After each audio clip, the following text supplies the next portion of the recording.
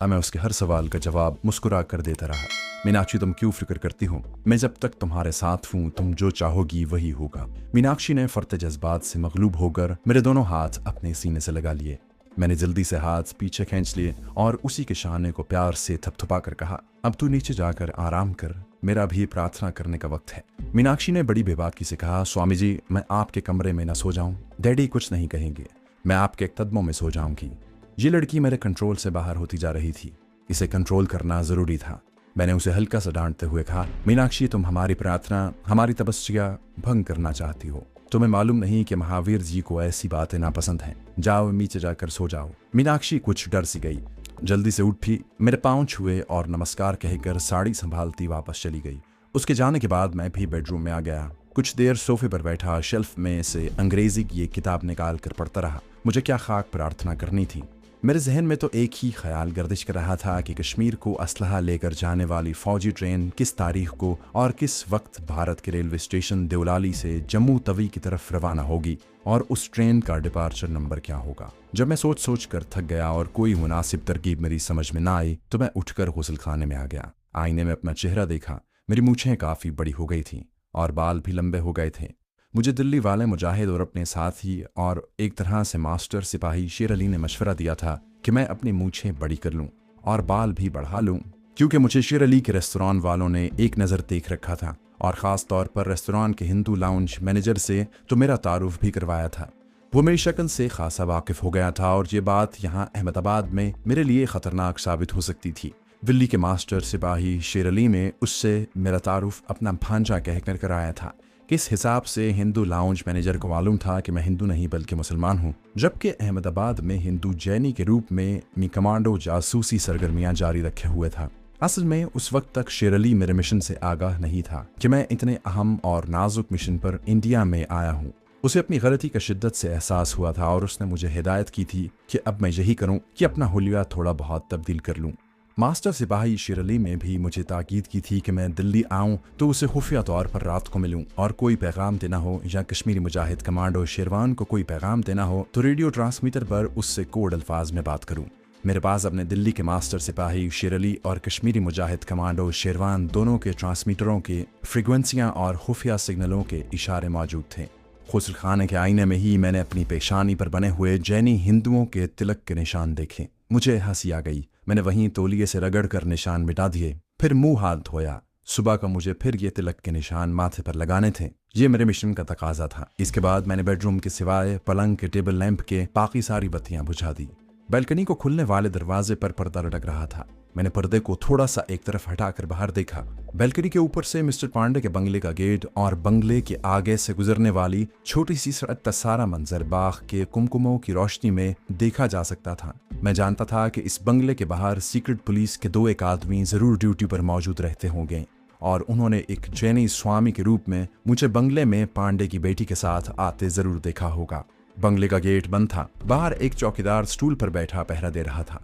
सड़क खाली पड़ी थी। वक्त रात के 10:15 बजे का था। मुझे वहां सिवाय गोरखा चौकीदार के और कोई आदमी नजर न आया। मैं पीछे हटने को ही था कि एक साया सा एक दरख्त के पीछे से निकलकर कोठी के गेट के करीब से आगे निकल गया। चंद कदम आगे जाकर ये इंसानी साया रुक गया। यहाँ रोशनी थी। ये कोई दुबला पतला आदमी था। उसने बंगले की बैल्कनी की तरफ चेहरा उठाकर थोड़ी देर देखा और वापस सड़क की दूसरी जानिब के दरख्तों के अंधेरे में गायब हो गया। यह सिवाय सीक्रेट सर्विस के आदमी के और कोई नहीं हो सकता था। मेरे लिए ये ताज्जुब की बात नहीं थी। नेशनल सिक्योरिटी के टॉप के ऑफिसर की कोठी के बाहर खुफिया पुलिस वालों की निगरानी जरूर थी और यह बात मिस्टर पांडे को भी मालूम होगी। मैं सिर्फ देखना चाहता था कि रात के वक्त बंगले के बाहर सीक्रेट सर्विस के आदमी मौजूद रहते हैं कि नहीं। आमतौर पर होता यह है कि सरकारी इदारों के सरबराहों और वजीरों की कोठियों के बाहर मुसल्लह पुलिस पहरा देती है, मगर सीक्रेट सर्विस और ख़ास तौर पर रॉ और सेंट्रल इंटेलिजेंस सर्विस जैसे भारतीय खुफिया इदारों के दफातर और सरबराहों की रिहाइश गाहों के बाहर मुसल्लह पुलिस नहीं लगाई जाती ताकि खामखा लोगों की नज़रें इस तरफ न उठें। इन इदारों को जानबूझकर नामालूम, मामूली और गुमनाम सा रखा जाता है। मिसाल के तौर पर मैंने ख़ास तौर पर मिस्टर पांडे के बंगले में दाखिल होने से पहले ही नोट किया था कि बंगले के नाम की गुजराती और अंग्रेज़ी ज़बान में लिखी हुई जो तख्ती थी उस पर उसका सिर्फ नाम लिखा हुआ था। नीचे रॉ हेडक्वार्टर के चीफ का ओहदा बिल्कुल नहीं लिखा था। मैं इस हकीकत से बाखबर था कि ये जो इंटेलिजेंस का आदमी बंगले के सामने दरख्तों में आता जाता नजर आया है, इसने मुझे अंदर जाते देख लिया है, और या तो इसने अपनी डायरी में नोट कर लिया होगा, और अगर उसके पास कोई छोटा ट्रांसमीटर नहीं तो करीबी टेलीफोन बूथ से अपने इदारे के सरबराह को बता दिया होगा कि मिस्टर पांडे के घर एक अजनबी जैनी स्वामी जी उसकी बेटी के हमरा दाखिल हुए हैं। मुझे ये भी मालूम था कि खुफिया पुलिस वालों को कल ही पता चल जाएगा कि मैं मिस्टर पांडे के बंगले पर ठहरा हुआ हूँ, और कल ही से मेरी निगरानी शुरू हो जाएगी। एक आदमी की ड्यूटी लगा दी जाएगी जो मेरे पीछे लगा रहेगा और मेरी नकलो हरकत नोट करता रहेगा, और जहां जहां मैं जाता हूं उससे अपने बॉस को आगाह करता रहेगा। मुझे इसकी परवाह नहीं थी, क्योंकि एक तो मुझे ऐसे खुफिया पुलिस वालों से निपटने की ट्रेनिंग मिली थी, दूसरे मैंने अपनी नकलो हरकत बहुत ही मोहतात रखनी थी। मैं टेरिस वाले पर्दे को ठीक करके पलंग पर वापस आकर लेट गया, आंखें बंद कर ली और सोने की कोशिश करने लगा। दूसरे दिन मैं देर से उठा। मालूम हुआ कि मिस्टर पांडे अपने ऑफिस जा चुके हैं। मीनाक्षी घर में मौजूद थी। हमने इकट्ठे नाश्ता किया। नाश्ता करने के बाद मैंने मीनाक्षी से कहा, मैं स्वामी नारायण जी के मंदिर पर प्रार्थना करने जा रहा हूँ, दोपहर के बाद वापस आऊंगा। वो बड़ी आजिज़ी से बोली, मेरे स्वामी, मेरे गुरुदेव स्वामी जी के आगे मेरे लिए ज़रूर प्रार्थना करना। मैंने कहा, ज़रूर करूंगा। वो बोली, मैं आपको स्वामी जी के मंदिर में छोड़ आती हूँ। मैं असल में स्वामी जी के मंदिर में नहीं बल्कि करीम भाई से लिया हुआ एक कंदन फरोख्त करने अहमदाबाद के सराफा बाजार में जाना चाहता था। मैंने कहा, नहीं, मैं अकेला ही जाऊंगा। हमें महावीर जी का आदेश है कि स्वामी नारायण के मंदिर अकेला ही जाऊं। मीनाक्षी खामोश हो गई। मैंने कंगन अपने वॉस्किट की जेब में सिगरेट लाइटर ट्रांसमीटर के साथ ही रख लिया था। मैं अकेला ही मिस्टर पांडे के बंगले से निकलकर एक तरफ हो गया। मुझे कुछ पता नहीं था कि सराफा बाजार कहाँ है। मैं गोठियों और बंगलों के उस इलाके से निकलकर एक बड़े बाजार में आ गया जहां बसें, वैगनें, रिक्शे वगैरह चल रहे थे। मैंने एक खाली टैक्सी को रोक लिया। बंगले से निकलते ही मैंने देख लिया था कि एक आदमी मेरे पीछे लग गया था। ये पुलिस का आदमी ही हो सकता था। जब मैं टैक्सी में सवार होने लगा तो मैंने बड़ी चालाकी से पीछे देखा। वो खुफिया पुलिस का आदमी भी एक टैक्सी को हाथ से रोकने का इशारा कर रहा था। मैंने सोचा कि इस वक्त सराफा बाजार जाना ठीक नहीं, क्योंकि मेरे सराफा बाजार जाने और दुकान पर कंगन फरोख्त करने की सारी रिपोर्ट मुमकिन है मिस्टर पांडे तक भी पहुंच जाए।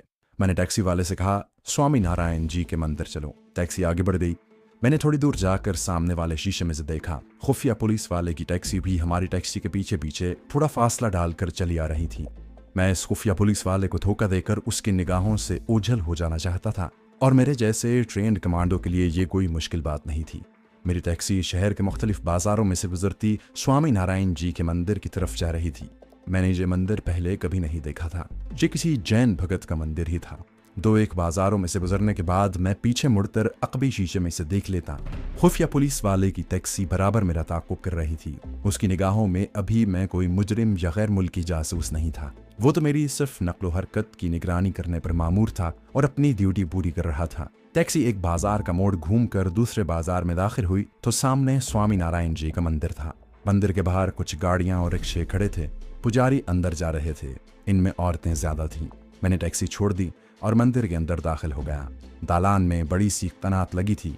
बाहर से आए हुए यात्री भी वहां बैठे थे। जैन मत में भी बुद्ध की तरह बुतों की पूजा से मना किया गया है, मगर महावीर वर्धन की वफात के बाद उसके पुजारियों ने खुद उसका बुत बनाकर उसकी पूजा शुरू कर दी थी, और ये पूजा अब तक चली आ रही थी। दालान में एक दरख्त के नीचे एक नंगा फकीर लेटा हुआ था। हिंदू औरतें और मर्द उसके आगे हलवा पूरी और दही के दोने रख रहे थे। वो बिल्कुल अल्फ नंगा था और हिंदू औरतों को जरा सी भी शर्म हया महसूस नहीं हो रही थी। ये सारी तफसीलात मैं अपनी तरफ से नहीं कह रहा। ये वो हकीकतें हैं जिनका मुजाहिरा आज भी पाकिस्तान की नई नस्ल के नौजवान हिंदुस्तान के शहरों, खास तौर पर गुजरात, काठियावाड़ के शहरों और कस्बों में जाकर देख सकते हैं। हिंदुस्तान के मुख्तलिफ शहरों बनारस, मित्रा, इलाहाबाद और नागपुर में भी लंगे जट्टाधारी साधु आम देखने में मिलते हैं। हिंदू नौजवान और बूढ़ी औरतें इन अल्फ लंगे साधुओं की भी पूजा करती हैं और उनके आगे दूध, मक्खन, हलवा पूड़ी पेश करती हैं। मगर जिन शहरों में जैन धर्म का ज्यादा असर है, वहाँ तो अल्फ लंगे फकीर गलियों बाजारों में चलते फिरते दुकानों पर खड़े होकर लोगों से हलवा पूड़ी मिठाइयों से अपनी सेवा कराते अक्सर नजर आते हैं। इसकी वजह यह है कि जैन मत में एक फिरके का नाम दिगंबर है। दिगंबर फिरके के लोग घरों में भी अल्फ नंगे रहते हैं। अगरचे अब घरों में जैनी लोगों के नंगे रहने का रिवाज नहीं रहा, लेकिन इस फिरके के साधु जोगी आज भी नंगे फिरते हैं। सीक्रेट पुलिस का आदमी मेरे पीछे लगा हुआ था।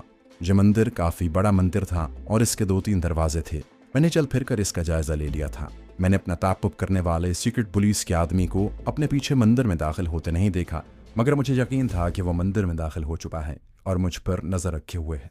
सीक्रेट सर्विस के आदमी बड़े मंचे हुए और तजुर्बाकार आदमी होते हैं। वो जिस पर एक बार निगाह रख लें फिर उसे अपनी निगाहों से ओझल नहीं होने देते। अब मेरा कमाल और मेरी कमांडो ट्रेनिंग का तकाजा ये था कि मैं उसकी आंखों में धूल झोंक कर उसकी नज़रों से ओझल हो जाऊं। मैं मंदिर के एक बड़े हॉल कमरे में आ गया, जहां महावीर वर्धन का नंगा बुत सजा हुआ था। पुजारी उसके कदमों में महंत के पास फल, मिठाइयाँ और पैसे रख रहे थे। इस हॉल कमरे का एक दरवाज़ा पिछली तरफ खुलता था, जहां पुजारी औरतों मर्दों का काफ़ी रश था। मैं भी उस रश में घुस गया और छुपकर लोगों के दरमियान से होता दूसरे दरवाजे में से निकल गया। दूसरी तरफ एक बाड़ बनी हुई थी, मैं उसमें से भी गुजर गया और अब मंदिर की अकबी सड़क पर आ गया था, जहां मुझे जो पहला रिक्शा नजर आया उसमें बैठ गया और रिक्शे वाले से कहा चलो। ये मोटर रिक्शा था। रिक्शा स्टार्ट हुआ और सड़क पर दौड़ने लगा। मैंने पीछे मुड़कर देखा, सड़क खाली थी। मैं सीक्रेट पुलिस वाले की जद में से निकल आया था। मुझे हंसी आ गई। असल में खुफिया पुलिस वाला भी मुझे गिरफ्तार करने के लिए मेरा ताक़ुब नहीं कर रहा था, सिर्फ मेरी नकलो हरकत की रिपोर्ट ऊपर पहुंचाना चाहता था। ये उसका रूटीन का काम था। आखिर मैं भारत की इतनी अहम सीक्रेट एजेंसी रॉ के चीफ के घर मेहमान बनकर ठहरा हुआ था। खुफिया पुलिस का फर्ज था कि वो मेरी निगरानी करें।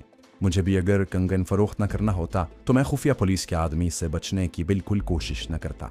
मैं नहीं चाहता था कि वो मुतल्लिका महकमे को ये रिपोर्ट दे कि रॉ के चीफ के यहाँ जेनी फिदत ठहरा हुआ है जो सराफा बाजार में कंगन फरोख्त कर रहा था, क्योंकि मुझे यकीन था कि ये रिपोर्ट मीनाक्षी के बाप मिस्टर पांडे को भी मिलेगी।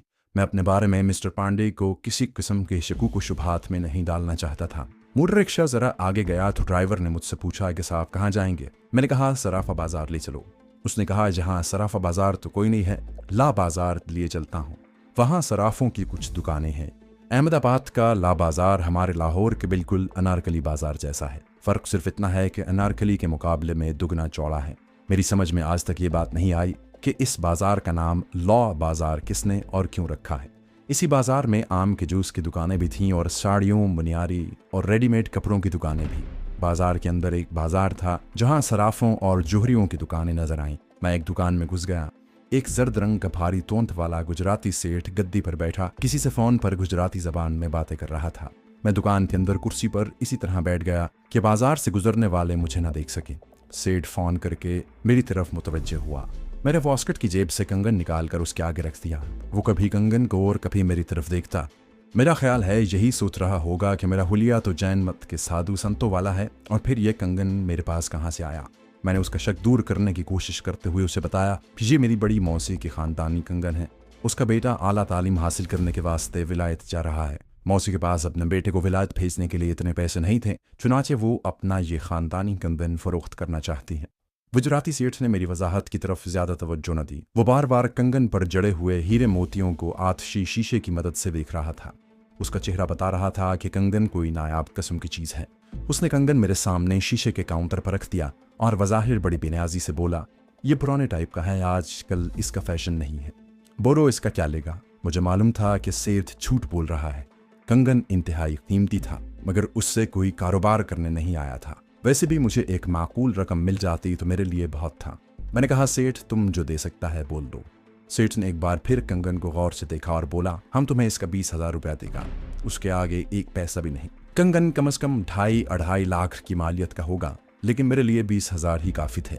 उस जमाने में ये बहुत बड़ी रकम थी। मैंने कहा, ठीक है सेठ, कंगन रख लो और 20,000 रुपया निकालो। सेठ ने कंगन काउंटर के दराज में रख लिया और हजार रुपए के 20 नोट गिनकर मेरे हवाले कर दिए। न उसने मुझसे रसीद लिखवाने का कहा, न मैंने रसीद की कोई बात की।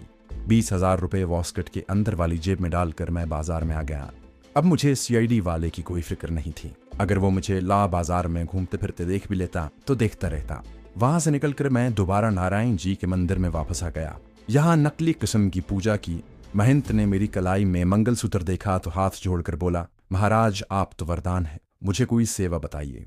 मैंने मुस्कुरा कर कहा, महंत जी मैं तो महावीर जी का भगत हूँ, अपने हाथ से गेंदे के 2 फूल दे दें। महंत ने मुझे गेंदे के फूलों का पूरा हार दे दिया।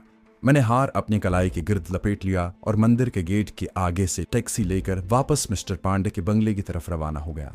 मैंने मीनाक्षी से कहा था कि मैं दोपहर के बाद आऊंगा, मगर मेरा काम जल्दी हो गया था। मैं अपने ऊपर वाले कमरे में आ गया। मैंने 20,000 के नोट अपनी वॉस्कट की अंदरूनी जेब में ही रहने दिए।